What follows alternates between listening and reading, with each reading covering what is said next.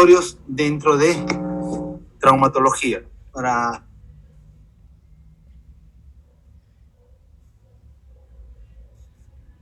¿No? Dentro de los exámenes preoperatorios hay que tener siempre en cuenta la historia clínica, el examen físico, los exámenes de laboratorio, la preanestesia, importante el consentimiento informado.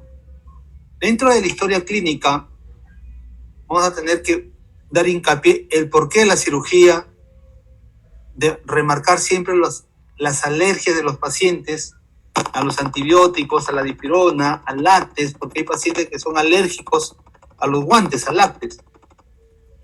Si ha tenido cirugía previas, traumatismos previos, sus medicamentos que toma usualmente, si es diabético, no es diabético, si está desnutrido, cómo encontramos la piel a nivel de la herida operatoria, todo esto para evitar si puede haber problemas de infecciones postoperatorias a nivel de la herida operatoria, si el paciente realiza ayunas.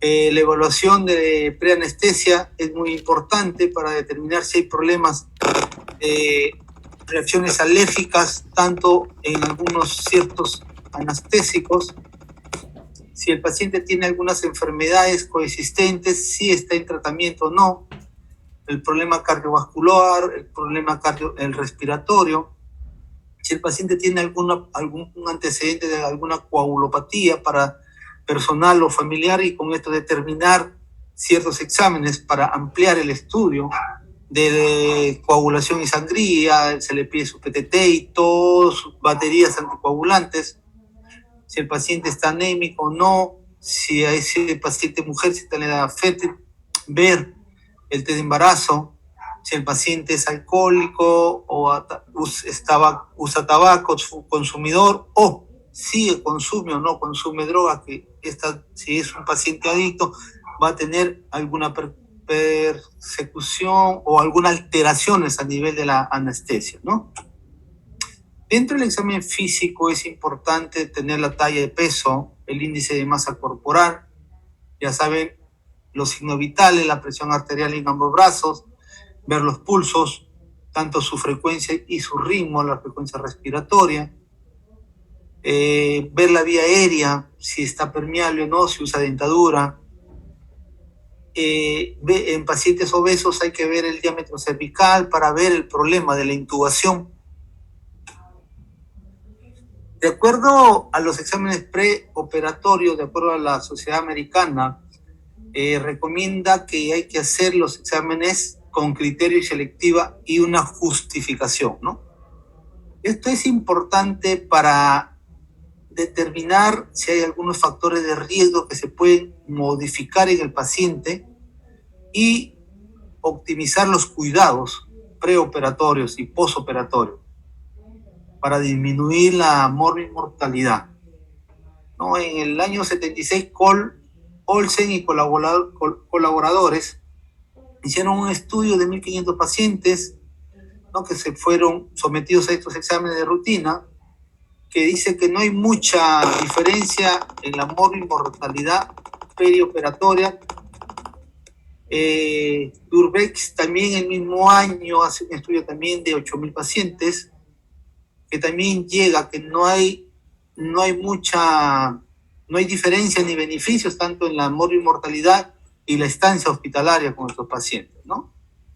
En 1991, NAR, de acuerdo a la Sociedad de Anestesiología, en el ASO 1, al omitir los resultados de exámenes preoperatorios de rutina, ¿no?, hace un estudio en los cuales no tiene ninguna diferencia, y a partir de esta fecha la clínica Mayo opera a los pacientes menos de 40 años con ASO 1 sin ningún riesgo quirúrgico, con esto disminuyendo sus costos y mejorando la eficiencia del sistema. Igual en 1997 y el año 2012 también llegan a la conclusión que no hay modificaciones en los exámenes preoperatorios de rutina con el postoperatorio, ¿no?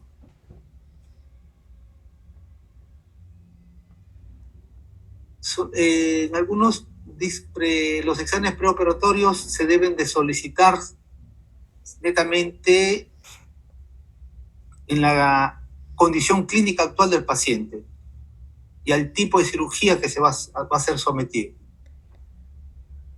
Por el costo-beneficio, ¿no? En algunos pacientes no vamos a tener mucha disminución o variación en la mortalidad preoperatorias y posoperatorias, que dicen, ¿no? Estos deben ser un complemento en la evaluación y no debemos de utilizarlos como un tamizaje, ¿no? Como tanto para el cirujano general o como las subespecialidades. Entonces, dentro tenemos que tener en cuenta que hay que pedir una radiografía de tórax, ¿no? Tanto para el riesgo neumológico.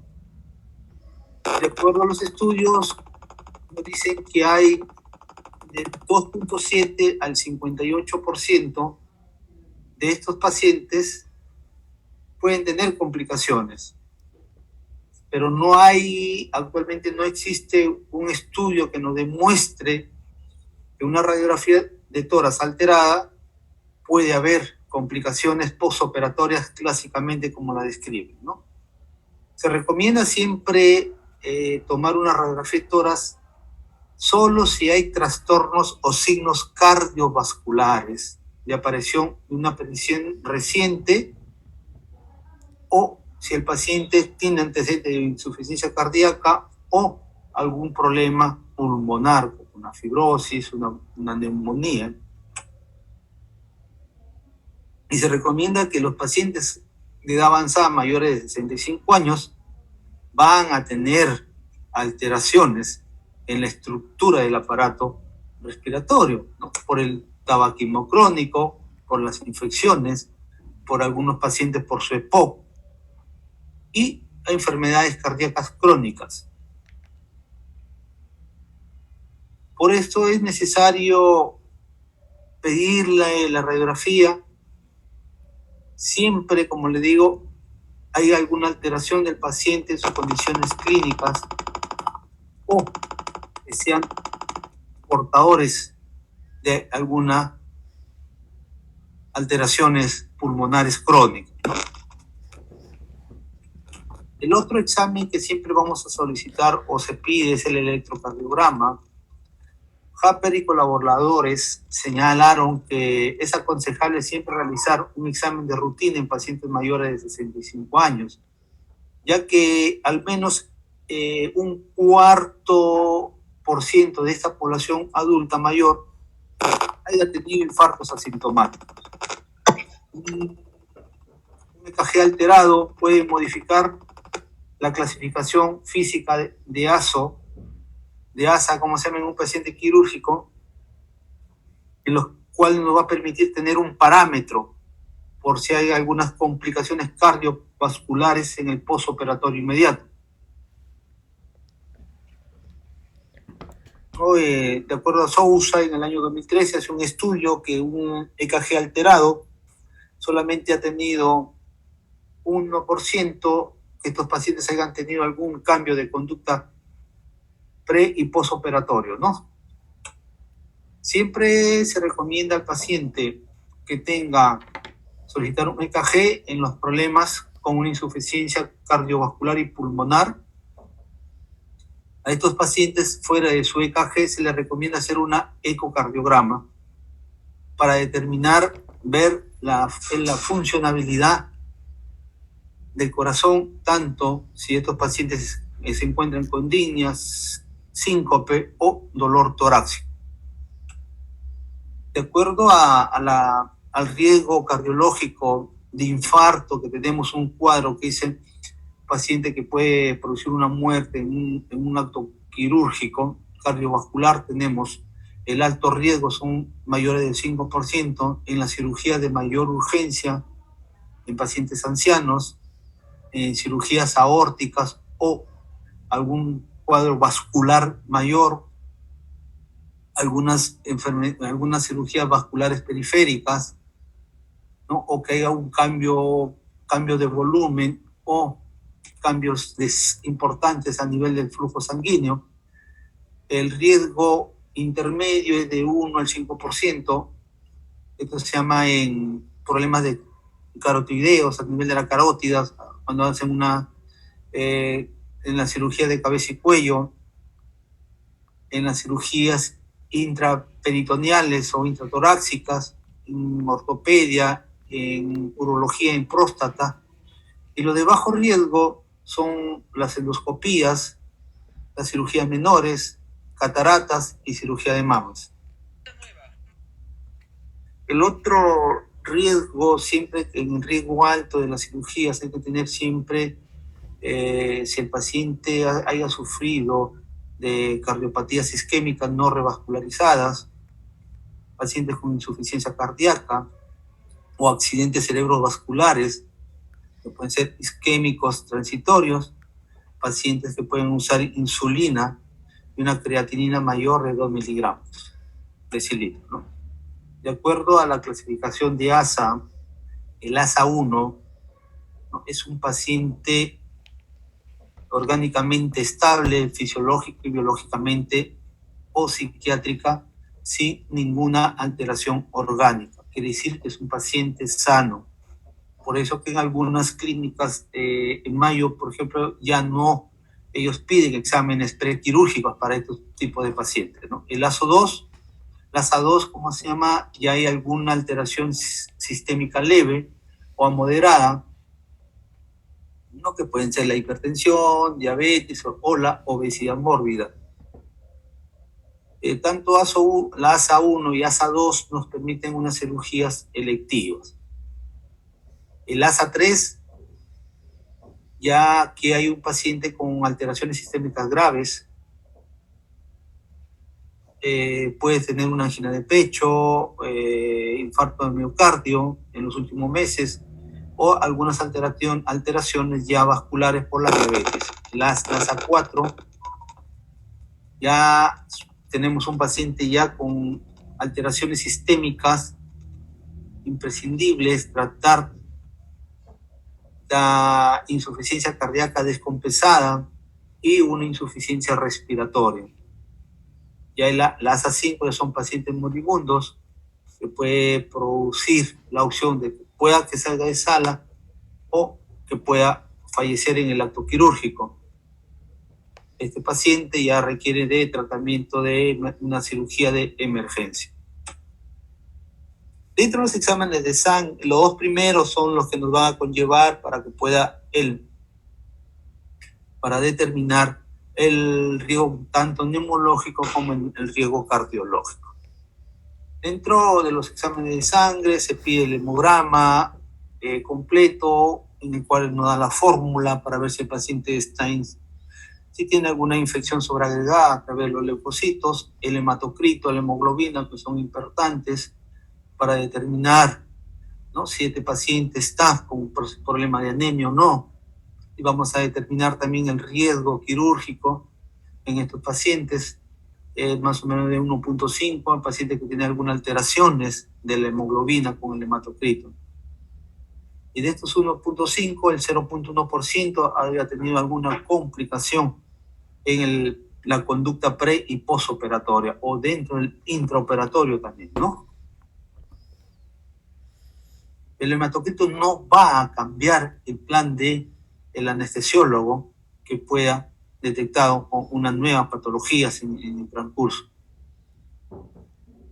Siempre hay que tener un hematocrito basal preoperatorio, por ejemplo, un paciente de cadera, ¿no?, hay que tener un hematocrito. Por ejemplo, tenemos pacientes que entran con 14 de hematocrito y después de la cirugía nos encontramos con un paciente que tiene 9 o 8, hasta 7 puede llegar por el tipo de sangrado.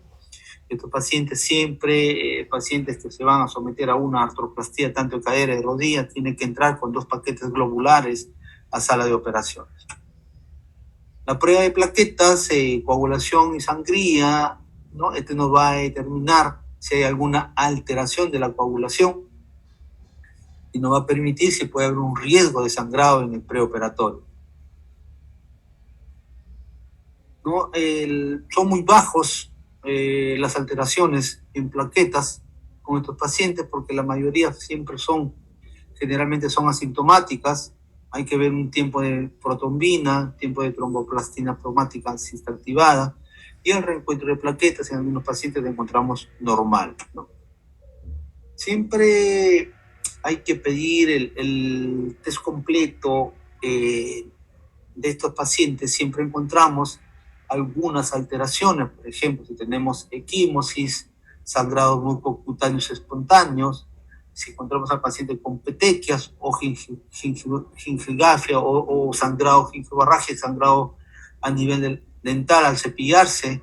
Entonces esto hay que tener en cuenta y pedir toda su batería de perfil de coagulación, y si hay alguna alteraciones hay que pedir la evaluación del hematólogo. Dentro, el otro parámetro, hay que pedir la glucosa sanguínea. No sabemos que ya una glicemia elevada en estos pacientes mayores de 180 miligramos de decilitro va a aumentar la mortalidad en el periodo perioperatorio y también va a prolongar su estancia hospitalaria. Sabemos también que la diabetes tipo 2 no diagnosticada en estos pacientes en cirugías selectivas es muy baja, solamente encontramos al 0.5%. Por lo consiguiente, a estos pacientes hay que pedir una glicemia en ayunas en pacientes mayores de 75 años. Si ya tenemos pacientes con una historia de diabetes mellitus ya prolongada, ¿no?, que tienen problemas de polifagia, disfagia y baja de peso, hay que hacer sus controles de glucosa sanguínea, y en los pacientes que tienen uso prolongado de glucocorticoides, ¿no?, se pide a estos pacientes ya diabéticos una hemoglobina glicosilada, ¿no?, y una glicemia en ayunas. Hay que realizarles también el hemoglucotest previo a su ingreso a hospitalización, repetirlo seriado cada 12 horas, y en el post inmediato también, para poder controlar este tipo de pacientes. Vemos la función renal, también la urea creatinina. De acuerdo a Johnson, hizo un metaanálisis de 23 estudios, encontrando una correlación positiva en pacientes que tienen problemas de la función renal. De esos 23, 11 tuvieron algún aumento de la mortalidad en el periodo operatorio. Pero esto llama la atención porque estos hicieron este estudio en pacientes con enfermedades renales preexistentes. Sousa también recomienda los exámenes preoperatorios de rutina. Ella utiliza el nitrógeno úrico y la creatinina plasmática, ¿no?, para obtener una mayor información, en el cual en sus estudios no encontraron muchos resultados anormales. De acuerdo a esto, no hubo ningún cambio en la conducta quirúrgica ni a través de la anestesia, ¿no? Siempre hay que pedir un examen de creatinina plasmática en pacientes mayores de 40 años sometidos a cirugías electivas. Por lo general ahora se está pidiendo el nitrógeno úrico junto con la creatinina a todo paciente mayor de 65 años, ¿no?, para determinar si hay alguna alteraciones por enfermedades sistémicas que puedan tener estos pacientes, o aquellos que tengan alguna enfermedad renal existente.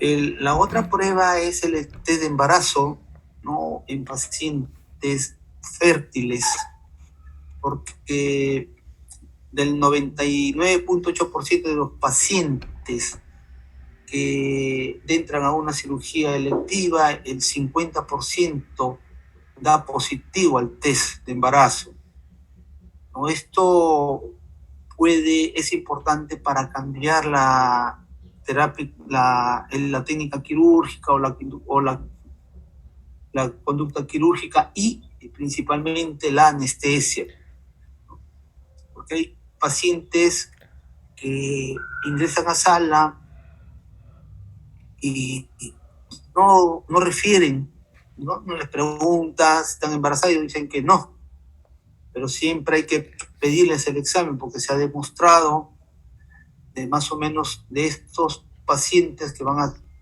entran a intervenciones quirúrgicas de toda la población fértil, encontramos del 0.3 al 2% que sale un test positivo. Quiere decir que de cada 100, 1 a 2 mujeres de la edad fértil, fértil y sexualmente activas pueden estar embarazadas al momento de la intervención.